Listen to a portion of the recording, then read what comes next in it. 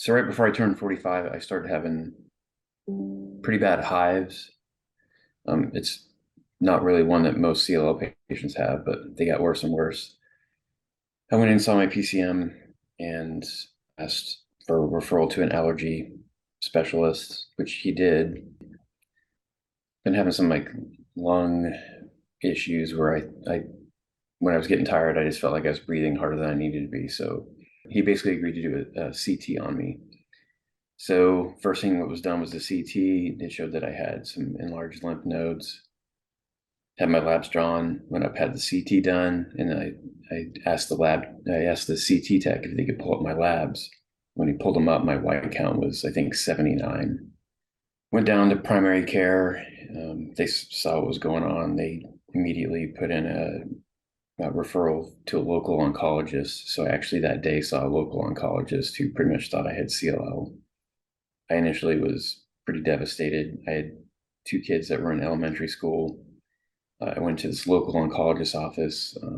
She was very nonchalant about it, which pretty much without any backup lab, she wrote me a script to get a port placed.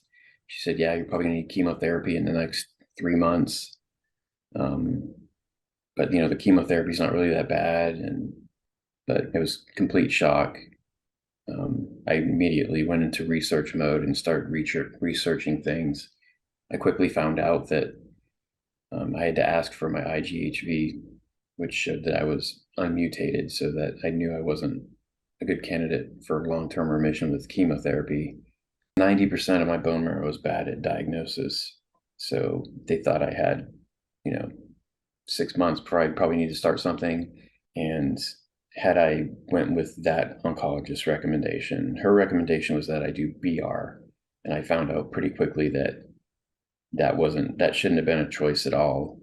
The second one, he wanted me to do FCR, which would have been appropriate if I was choosing a chemo route, and then save the ibrutinib for down the road. But 50% chance of making it to 5 years if I would have done FCR.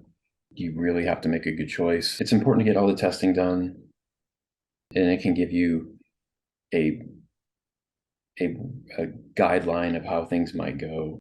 And if you go to a specialist, they're going to order the tests you need.